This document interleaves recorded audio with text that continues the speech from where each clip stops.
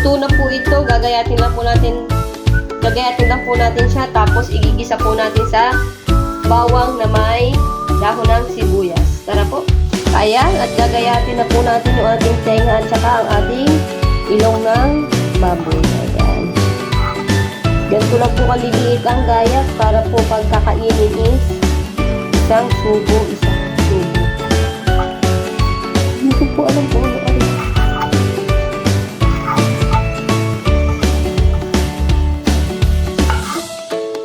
Ay, parang ano po ito? Dila.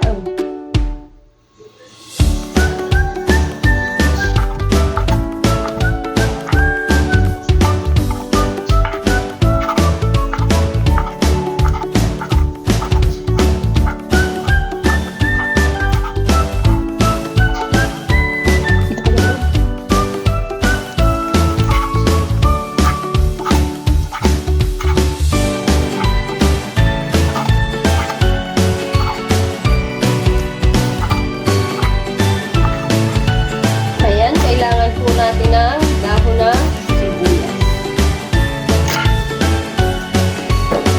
Gayatin lang po natin siya ng ganito.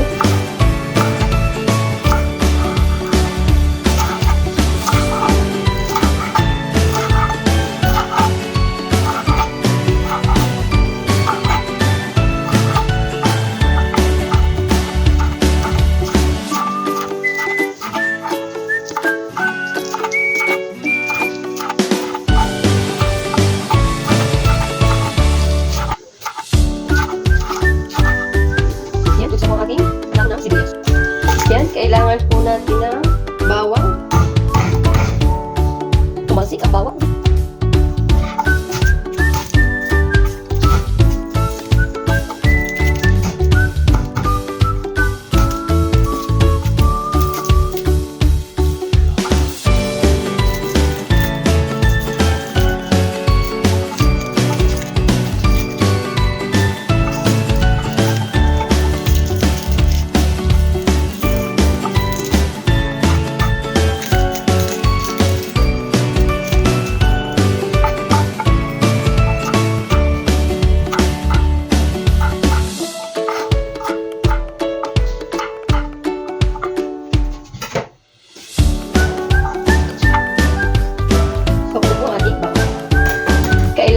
Natin ang dalawang sili. Ayan. Dito po kayo guys, mahilig sila sa ama. Kaya lagi po kapag nagluluto ako gula sila, dapat nalagyan ng sili. Ayan po, dalawa lang makikita yan. Ayan, maglagay po tayo ng mantika.